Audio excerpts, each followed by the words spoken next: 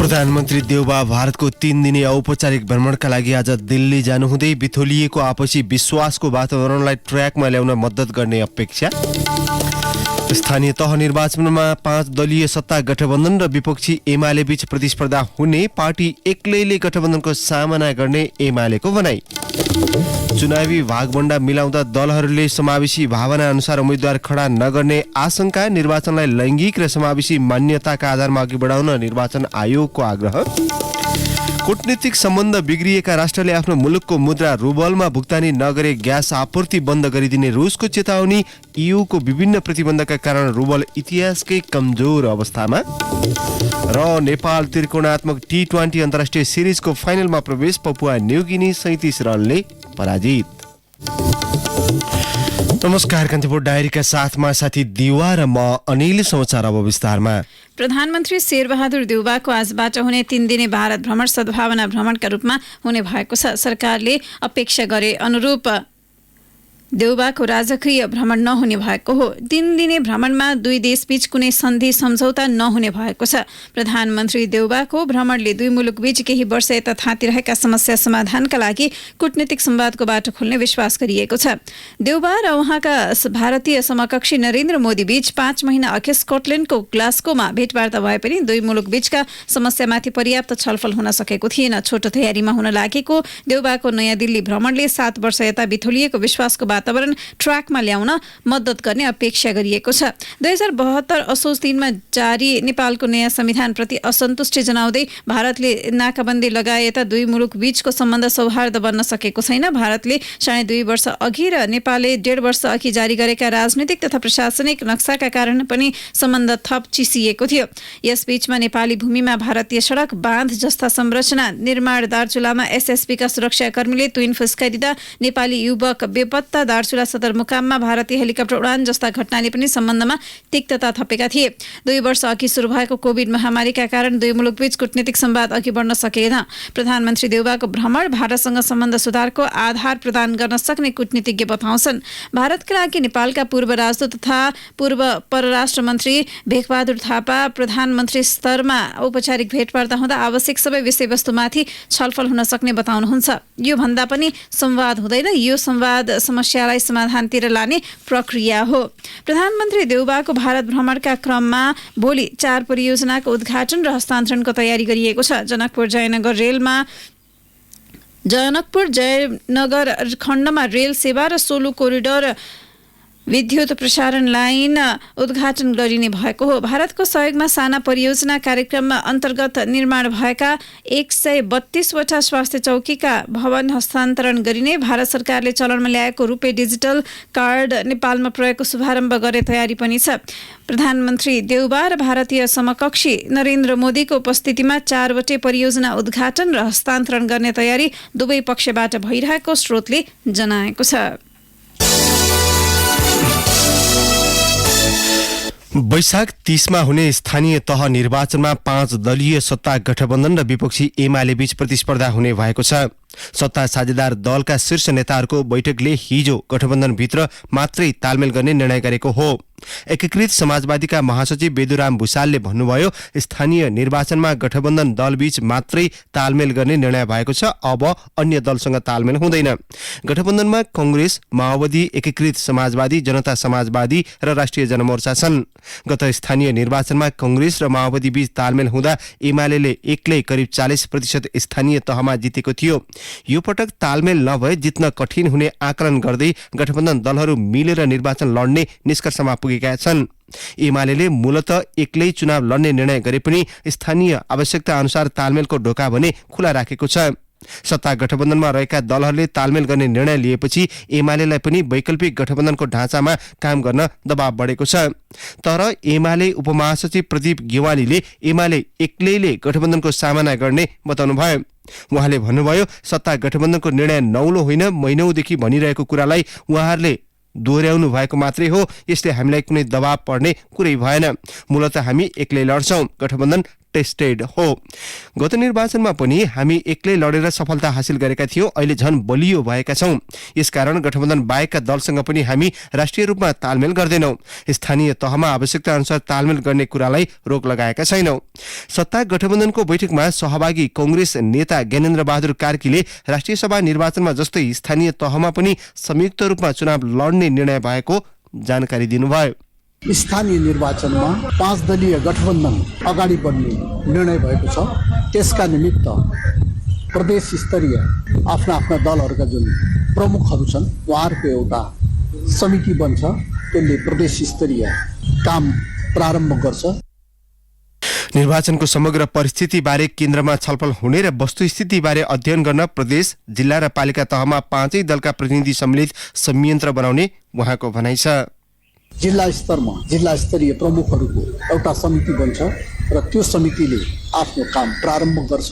त्यस्तै गरेर गाउँपालिका स्तरमा गाउँपालिकाका प्रमुखहरूको एउटा संयन्त्र बन्छ र त्यसले काम गरेर 22 गते भित्रमा आफ्नो प्रदेश, जिल्ला र गाउँपालिकामा 5 दलको अवस्थाको बारेमा केन्द्रलाई विस्तृत रूपले आफ्नो प्रतिवेदन पेश गर्दछ। सरकारका प्रवक्ता समेत रहेका कार्कीले गठबन्धनमा रहेका पार्टीका तह अनुसारका प्रमुखहरू सम्मिलित संयन्त्रले 21 चैतसम्म केन्द्रमा विश्लेषणात्मक प्रतिवेदन बुझाएपछि भागवण्डा लगायतका विषयमा छलफल हुने बताउनुभयो। स्थानीय तहको निर्वाचनमा जिल्ला अनुसार फरक मतपत्र हुने भएको छ। जिल्लामा भाग लिने दलको यकिन विवरण आइसकेकाले फरक मतपत्र छपाई भइरहेको निर्वाचन आयोगले जनाएको छ। अघिल्लो पटक 6 प्रकारको मतपत्र भए पनि यसपालि लहरको हिसाबले देशभर 23 प्रकारको मतपत्र हुनेछन्। सबैभन्दा बढी काठमाडौँमा 56 लहर, माथिबाट तल हुने भएको छ। दलहरूको 46 र स्वतन्त्र उम्मेद्वारको 10वटा चिन्ह रहेको मतपत्र छापिनेछ। निर्वाचन आयोगको बुधबारको बैठकले मतपत्रमा रहने चिन्ह टुङ्ग्याएर बिहिबारदेखि छपाई सुरु गरेको हो। वैशाख 20 गतेसम्म मतपत्र छपाई कार्य सकिने आयोगका प्रवक्ता शालिग्राम पौडेलले बताउनुभयो। आयोगले जिल्लागत रूपमा निर्वाचनमा भाग लिने दल र स्वतन्त्र उम्मेद्वारको अनुमानित आँकडा तयार गरी छपाई थालेको हो। 2074 निर्वाचनमा सबैभन्दा कम 8 लहर मात्रै थियो। यसपालि 17 लहर भएको सबैभन्दा सानो मतपत्र हुनेछ। 2074 मा सबैभन्दा धेरै 68 लहरसम्मको मतपत्र प्रयोगमा ल्याइएको थियो। सबैभन्दा सानो मतपत्र मनाङ र मुस्ताङको हुनेछ। यी दुई जिल्लामा साना पार्टी 5-5 वटा मात्रै छन्। काठमाडौँपछि मोरङको मतपत्र ठूलो हुनेछ। मोरङमा दलको चिन्हबाट 39 दलका उम्मेद्वार प्रतिस्पर्धामा हुनेछन्। सुनसरीमा, रूपन्देहीमा 38, ललितपुरमा 37, झापा र रौतहटमा 37 दलका उम्मेद्वार दलको चिन्हबाट सहभागी हुनेछन्। आसन्न स्थानीय निर्वाचनमा विराटनगर महानगरको प्रमुख लागि विभिन्न दलका केन्द्रीय सदस्य, पूर्व संघीय मन्त्री र प्रदेश मन्त्रीहरूको आकांक्षा देखिएको छ। एमालेबाट महानगरको मेयरका लागि संघीय सांसद एवं पूर्व मन्त्री लालबाबु पण्डित, प्रदेशका पूर्व मन्त्री जीवन घिमिरे र केन्द्रीय सदस्य गुरु बरालको इच्छा रहेको एमालेले बताएको छ। बराल राष्ट्रिय सभाको पछिल्लो निर्वाचनमा गोला प्रथामा पराजित हुनुभएको थियो। उहाँहरूसहित एमालेबाट महानगर अध्यक्ष सागर थापा, एमाले खेलकुद विभाग संयोजक परशुराम बस्नेत, बाबुराम कार्की र रामलाल शाहको नाम पनि टिकटको दौडमा छ। अघिल्लो निर्वाचनमा पराजित विनोद ढकाल भने यसपालि महानगर प्रमुख दौडबाट बाहिर हुनुहुन्छ। ढकाल दोस्रो हुनुभएको छ। उहाँले आफू मेयरको आकांक्षी नभएको बताउँदै आउनु भएको छ। कांग्रेसबाट हालका मेयर एवं केन्द्रीय सदस्य भीम पराजुली उम्मेद्वार, उपमेयर इन्दिरा कार्की, केन्द्रीय सदस्य अमृत अर्याल, डिला संग्रौला, राप्रपा पूर्व केन्द्रीय सदस्य एवं नव कांग्रेसी रामकृष्ण भट्टराई पनि चुनावी दौडमा हुनुहुन्छ। जसपाबाट प्रदेशका स्वास्थ्य मन्त्री जयराम यादवले पनि मेयरमा आकांक्षा देखाउनु भएको छ। गठबन्धन बीच चुनावी तालमेल भए संघीय निर्वाचनमा मोरङ क्षेत्र 5 माओवादी केन्द्र वा जसपाको भागमा पर्ने स्थिति रहेकाले अर्याल मेयरमा फर्किने तयारीमा रहेको स्रोतको दाबी छ। मुख्यमन्त्री कुल प्रसाद केसी लुम्बिनी प्रादेशिक अस्पताल भवन निर्माणको ठेक्का सेटिङकै निर्माण व्यवसायलाई दिने प्रयासमा जानुभएको छ। केसी आफै अध्यक्ष रहेको प्रदेश पूर्वाधार विकास समितिले लुम्बिनी प्रदेशको फागुन 2 मा अस्पताल भवन निर्माणको ठेक्का लगाउन प्राविधिक मापदण्ड तयारी गर्दै लागत अनुमान स्वीकृत टेन्डर आह्वान गर्ने निर्णय गरेको थियो। सीमित व्यवसायलाई मात्र निर्माणको जिम्मेवारी दिने गरी भएको टेन्डर आह्वान प्रक्रियामै सेटिङ देखिएको भन्दै अख्तियार र सार्वजनिक खरिद अनुगमन कार्यालयमा उजुरी परेको छ। मूल्य अभिवृद्धि कर र कन्जेन्टेन्सी खर्च सहित 6,59,63,00,000 रुपियाँ लागतको भवन निर्माण प्रक्रिया अघि बढेको थियो। यो लुम्बिनी प्रदेश सरकारको गौरवको आयोजना पनि हो। 1200 बेडसहित 10 तले भवन निर्माण गर्न सरकारले प्रति वर्ष 1.5 अर्ब दिने गरी काम सुरु गर्न लागेको थियो। भवन निर्माणको कुल लागत सुरुमा 4 अर्ब 66 करोड रुपियाँ अनुमान गरिएको थियो, तर ठेक्का आह्वान हुँदा 6 अर्ब 59 करोड पुर्याइएको हो। चालु आर्थिक वर्षमा 1 अर्ब 24 करोड दिने गरी सरकारले स्रोत सुनिश्चित गरेको भए पनि ठेक्का आह्वान भएपछि प्रदेश योजना आयोगले 1 अर्ब 66 करोड आवश्यक पर्ने भन्दै रकमको स्रोत सुनिश्चित गर्न आर्थिक मामिला तथा सहरी विकास मन्त्रालयलाई सहकारी मन्त्रालयलाई पत्र लेखेपछि ठेक्कामा सेटिङ भएको आशंकामा थप बल पुगेको छ। यसैबीच अख्तियार दुरुपयोग अनुसन्धान आयोगले रामेछापको लिखु तामाकोशी गाउँपालिकाका अध्यक्ष गोविन्द बहादुर खड्का, तत्कालीन प्रशासकीय अधिकृतहरू राजु प्रसाद नेउपाने, टङ्क प्रसाद चौलागाई सहित 27 जना विरुद्ध भ्रष्टाचार मुद्दा दायर गरेको छ। आर्थिक वर्ष 2074-75, 75-76 मा गाउँपालिकाको वडा नम्बर 4 बिजुली कोट, वडा नम्बर 5 नागदहर, वडा नम्बर 1 दुरागाउँमा विद्युतीकरणका उपकरण किन्दा अनियमितता गरेको भन्दै अख्तियारले विशेष अदालतमा मुद्दा दायर गरेको हो। कान्तिपुर डायरीमा अब ब्रेकको पालो। कान्तिपुर डायरीमा अब कान्तिपुर सविस्तार।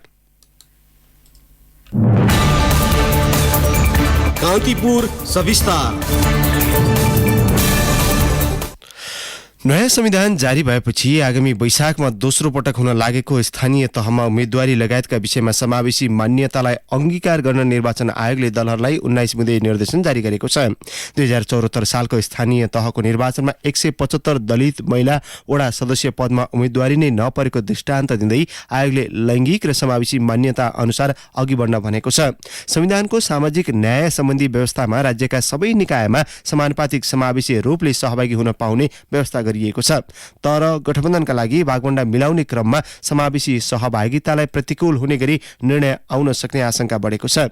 प्रमुख दलहरूले भने उम्मेदवारी दिने सहितको विषयमा समावेशी मान्यतालाई स्वीकार गर्ने प्रतिबद्धता जनाएका छन्। संविधानको सामाजिक न्याय सम्बन्धी व्यवस्थामा राज्यको सबै निकायमा समानुपातिक समावेशी रूपले सहभागी हुन पाउने व्यवस्था छ, जसमा आर्थिक, सामाजिक वा शैक्षिक दृष्टिले पछाडि परेका महिला, दलित, आदिवासी जनजाति, मधेसी, थारू, मुस्लिम, पिछड़ा वर्ग, अल्पसंख्यक, सीमान्तकृत, अपाङ्गता भएका व्यक्ति, लैङ्गिक तथा यौनिक अल्पसंख्यक, किसान, श्रमिक, उत्पीडित वा पिछडिएका क्षेत्रका नागरिक तथा आर्थिक रूपले विपन्न खस आर्यलाई समानुपातिक समावेशी सिद्धान्तका आधारमा राज्यका निकायमा सहभागिताको हक हुनेछ भन्ने व्यवस्था छ। स्थानीय तहको निर्वाचन आउन 6 हप्ता बाँकी रहँदा निर्वाचन आयोगले निर्वाचनमा भाग लिने राजनैतिक दलहरूका लागि बुधबार 19 बुँदे निर्देशन जारी गरेको छ। गठबन्धन भित्र रहेका दलहरूले तालमेल गर्दा संविधानको मर्म विपरीत उम्मेद्वार खडा गर्न सक्ने आशंका चिर्न आयोगले सो निर्देशन जारी गरेको हो। आयोगको निर्देशनलाई लिएर कतिपय दलका नेताहरूको विमति देखिएको छ। गठबन्धन भित्र रहेको एउटा राजनैतिक दल जनता समाजवादी पार्टीका नेता मनिष कुमार सुमन भन्छन्, निर्वाचन आयोगले उता थप 19 बुँदे बाध्यात्मक अवस्था सार्वजनिक गरेको छ। त्यस्तै काल्पनिक कुराहरू नेपाल प्रति निष्ठावान रहेको यो शंका गर्नु भएन, नेपाली नागरिकमाथि शंका गरे जस्तै हो। त्यस्तै ठेक्का पट्टामा लागेको व्यक्तिले उम्मेदवारी दिन नहुने यो हुँदै नभएका नियमहरू लगाइदिएको छ। सम्पत्ति विवरण सार्वजनिक गर्नुपर्ने यो ठिकै पनि छ। 19 बुँदेका केही कुराहरू ठिक छन् भने अधिकांश कुराहरू मनोगत रूपले नियम बनाएर लाद्न सक्ने जस्तो नियम देखिन्छ। सहज र सरल तरिकाले निर्वाचन सम्पन्न गर्नु पर्दछ। जनतालाई आफ्नो प्रतिनिधि चुन्न सक्ने अधिकार सुम्पिनु पर्दछ। हो, त्यो चाहिँ समानुपातिक समावेशी हुनु पर्दछ भन्ने हाम्रो पनि पार्टीको मान्यता छ। नेपालको संविधान र निर्वाचन सम्बन्धी कानूनले निर्दिष्ट गरेका लैङ्गिक तथा समावेशी व्यवस्थाले निर्वाचन प्रक्रियालाई लैङ्गिक समानतामूलक तथा समावेशी बनाउन मार्ग प्रशस्त गरेको छ। 2062-63 को जनआन्दोलनपछि नयाँ संविधान राज्यको पुनर्संरचना र समावेशिता लगायत विषयलाई सुनिश्चित गरेको छ। त्यसैले दलहरूको काँधमा संविधानको भावना अनुसार अघि बढ्नुपर्ने जिम्मेवारी आएको छ। एकीकृत समाजवादीका नेता जीवनराम श्रेष्ठले आफ्नो दलले संविधानको मर्मलाई अंगीकार गर्ने बताए। कसैले भनिराख्नु पर्ने विषय चाहिँ नि थिएन। हरेक राजनीतिक पार्टीहरूले संविधानको चाहिँ नि स्पिरिटलाई बुझेर नै त्यो काम चाहिँ नि गर्नै पर्ने कामहरू हुन्, त्यो गर्नुपर्छ, त्यो भनिराख्नु पर्ने विषय थिएन। त्यसमा पनि अझ चाहिँ नि अब निर्वाचन आयोगले एकपल्ट फेरि पुनर्स्मरण गराउने जस्तो त्यो चाहिँ नि जुन गरेको छ त्यो सकारात्मक कुरा हो। त्यसलाई सबै राजनीतिक पार्टीहरूले चाहिँ ध्यान दिनुपर्छ। गठबन्धनलाई नेपाललाई नेतृत्व गरिरहेको दल नेपाली कांग्रेसले स्थानीय तहको निर्वाचनमा तालमेल गरेर जाने निर्णय गरिसकेको छ। बिहिबार बसेको गठबन्धनको बैठकमा पनि आवश्यकता अनुसार स्थानीय तहको निर्वाचनमा तालमेल गरेर अघि बढ्ने विषयमा सहमति भइसकेको छ। आयोगको पछिल्लो निर्देशन अनुसार अघि बढ्नेमा सत्तारूढ नेपाली कांग्रेसका नेताहरूले पनि प्रतिबद्धता जनाएका छन्। कांग्रेस नेता तेजुलाल चौधरी आसन स्थानीय तहको चुनावमा जनसंख्याका आधारमा उम्मेद्वार खडा गर्नुपर्नेमा जोड़ दिन्छन्। जो वार्डमा जसको जनसंख्या छ, जुन जातको छ, त्यसलाई टिकट दियो भने र समावेशी गरियो भने नेपाली कांग्रेस अगाडि बढ्न सक्छ। होइन भने नेपाली कांग्रेस पहिले जस्तै सेकेन्ड पोजिसनको सेकेन्ड पोजिसन। म आग्रह गर्न चाहन्छु नेपाली कांग्रेस सम्पूर्ण नेता जनताहरूलाई कि नेपाली कांग्रेस आउने चुनावमा समावेशी हुन्छ भन्ने मलाई पूर्ण विश्वास छ। निर्वाचन सम्बन्धी वर्तमान संवैधानिक तथा कानूनी व्यवस्थाले नेपालमा समाजवाद उन्मुख आमूल परिवर्तनको परिकल्पना गरेको छ र समाजमा परिवर्तन खोजेको छ। महिलालाई उम्मेद्वार बनाउने भनिएका उपाध्यक्ष पदमै निर्वाचित हुँदा पनि स्थानीय तहका मुद्दाको निर्णयकर्ता हुने व्यवस्था गरिएको छ। 2074 सालमा सम्पन्न स्थानीय तहको निर्वाचनमा करिब 40% महिला जनप्रतिनिधिका रूपमा निर्वाचित भएका थिए। माओवादी केन्द्रका नेता दीनानाथ शर्मा पार्टीले सबैको प्रतिनिधित्व गर्ने निर्णय गरिसकेको बताउँछन्। सबैको प्रतिनिधित्व नीति निर्माण गर्ने थलोमा यो चाहिँ सम्पूर्ण वर्ग जाति क्षेत्र लिङ्गको प्रतिनिधित्वलाई सुनिश्चित गर्ने हाम्रो चाहिँ निर्णय पनि छ, नीति पनि छ। त्यसमा चाहिँ तलमाथि चाहिँ हुँदैन र हामी गठबन्धन भित्र पनि त्यसमा तलमाथि नपारिकन व्यवस्थित गर्नको लागि हाम्रो चाहिँ पहल र प्रयत्न रहन्छ। नेपालमा निर्वाचनको सुरुवात विक्रम सम्वत 2004 सालको स्थानीय निर्वाचनबाट भएको मानिन्छ। 2007 सालको परिवर्तन र प्रजातन्त्र प्राप्तिपछि 2010 भदौ 17मा सम्पन्न भएको काठमाडौँ महानगरको निर्वाचनबाट मात्र नेपाली महिलाले मतदान गर्ने र उम्मेद्वार हुने अधिकार प्राप्त गरेका थिए। यस अवधिमा लैंगिक तथा समावेशी अवधारणाको सुरुवात भए पनि त्यसको लागि संवैधानिक, कानूनी र संस्थागत व्यवस्था भने हुन सकेको थिएन। त्यसपछि 2015 सालमा भएको संसदीय आम निर्वाचनबाट गठित पहिलो जननिर्वाचित सरकारमा एकजना महिलाको प्रतिनिधित्व रहेको थियो। त्यस यताका निर्वाचन हेर्ने हो भने समावेशी हुँदै गएको पाइन्छ। विपक्षी दल एमाले पनि आगामी चुनावमा समावेशितालाई ख्याल गरेर उम्मेद्वार उठाउने निर्णय गरेको सो पार्टीका प्रचार विभाग उपप्रमुख विष्णु रिजालको भनाइ छ। नेकपा एमालेका तर्फबाट समावेशितालाई पुरै ख्याल गरेर उम्मेद्वारहरू उठाउँछौँ। स्थानीय तहको चुनावमा महिला, दलित वा अल्पसंख्यक समुदायका लागि आरक्षण गरिएका बाहेकका पदमा कम्तीमा 1/3 महिला उम्मेद्वार मनोनयन गर्न आयोगले भनेको छ। साथै मतदान स्थल, मतदान केन्द्र, मतगणना स्थललाई लैंगिक तथा अपाङ्ग मैत्री बनाउनका लागि पनि पहल गर्न दलहरूलाई आग्रह गरेको छ। तर दलहरू केवल निर्वाचन जित्नकै लागि उद्धत रहन सक्ने हुँदा समाजमा विद्यमान विभेदपूर्ण व्यवहार र सोच आगामी चुनावमा पनि झल्किने सम्भावना उत्तिकै छ। त्यसैले चुनावी प्रतिस्पर्धालाई लैंगिक र समावेशी दृष्टिले सन्तुलन बनाउन दलहरूले व्यवहारिक रूपमा देखिने गरी उम्मेद्वारी दिने र आयोगको निर्देशनलाई पालना गर्नुपर्ने आवश्यकता छ। रेडियो कान्तिपुरका लागि पार्वता चौधरी। कान्तिपुर सविस्तार। प्रमुख निर्वाचन आयुक्त दिनेश थपलियाले चुनावलाई भड्किलो हुन नदिन गरिएको व्यवस्थालाई अस्वीकार गर्न खोज्ने प्रवृत्ति देखिएको भन्दै सार्वजनिक रूपमा रोष प्रकट गर्नुभएको छ। चुनावमा उम्मेद्वारको खर्चको सीमा निर्धारण गरिएपछि कतिपय दलका नेताहरूले विरोध गरिरहेका बेला प्रमुख आयुक्त थपलियाले निर्वाचन आचार संहिताप्रति दलहरू नै गम्भीर नभएको समेत बताउनु भएको छ। काठमाडौँमा आयोजित कार्यक्रममा उहाँले पैसा खर्च गरेर चुनाव जित्न खोज्नु लोकतन्त्र विपरीत भएको बताउनुभयो।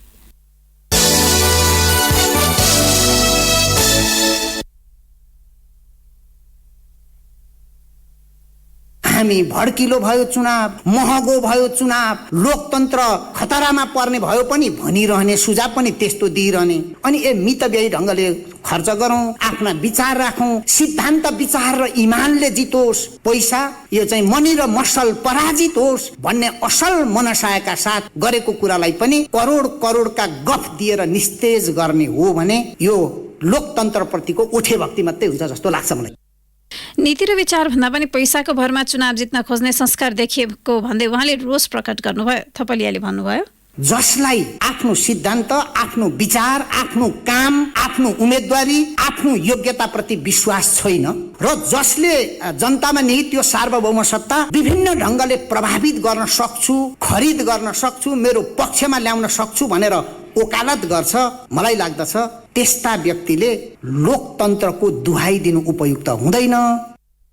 निर्वाचन आयोगले आगामी स्थानीय तह निर्वाचनका लागि तोकेको खर्चको सीमा बढाउनु पर्ने कतिपय नेताहरूको भनाइ छ। आयोगले गाउँपालिकाको वडा अध्यक्षका उम्मेद्वारका लागि बढीमा 3 लाख रुपियाँ खर्च गर्न सक्ने लगायत प्रावधान चुनावी आचार संहिता राखेको छ। सो खर्च अपुग हुने प्रमाण देखाए पनि सो प्रावधान पुनरावलोकन गर्न तयार रहेको प्रमुख आयुक्त थपलियाको भनाइ छ।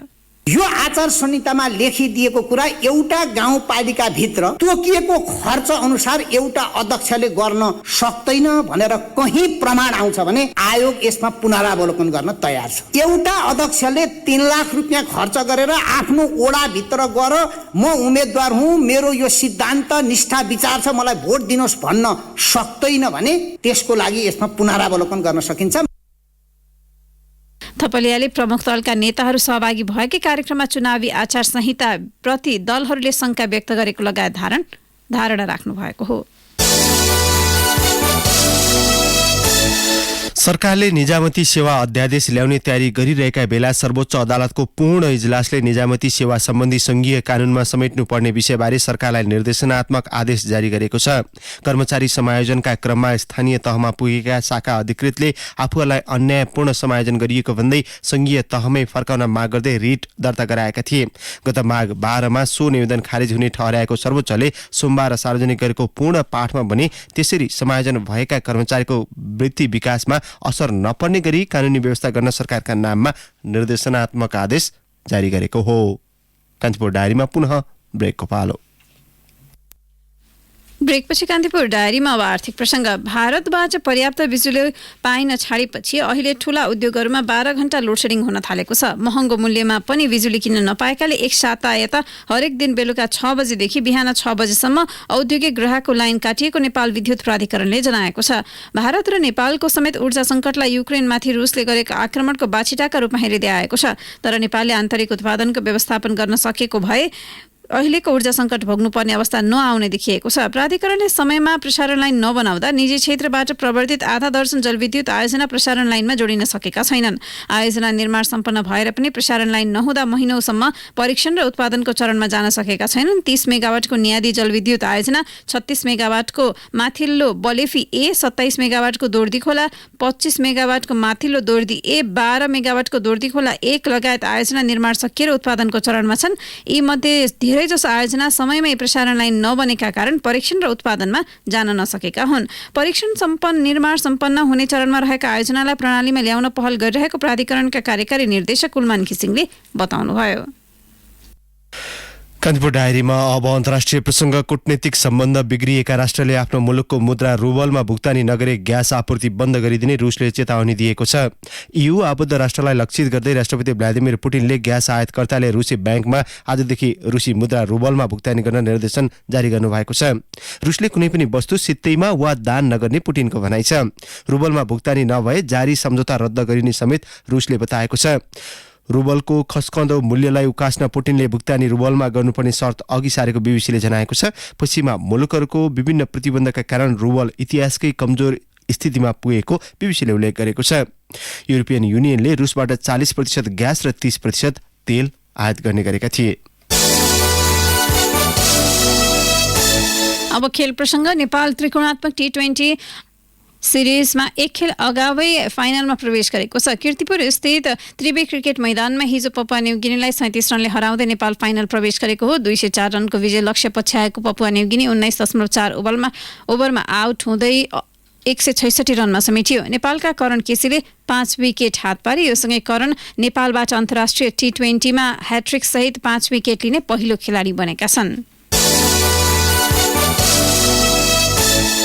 अब मौसम सम्बन्धी जानकारी। मुलुकभरको मौसममा आज आंशिक बदली हुन सक्ने जल तथा मौसम विज्ञान विभागले जनाएको छ। साथै प्रदेश 1, बागमती र गण्डकी प्रदेशका केही पहाडी भूभागमा मेघ गर्जन र चट्याङसहित हल्का वर्षाको सम्भावना रहेको विभागले जनाएको छ। केही बेर अघि 16 डिग्री सेल्सियस मापन गरिएको काठमाडौँ उपत्यकाको अधिकतम तापक्रम आज 25 डिग्रीसम्म पुग्न सक्नेछ। सूर्योदय बिहान 5:55 भयो भने सूर्यास्त भरे साँझ 6:21 हुनेछ। हवस्, यिनै प्रसङ्गसहित कान्तिपुर डायरीको यो बुलेटिन अहिलेलाई यहीँ सकिन्छ। साथी दिवा र म अनिल बिदा माग्छौँ। नमस्कार।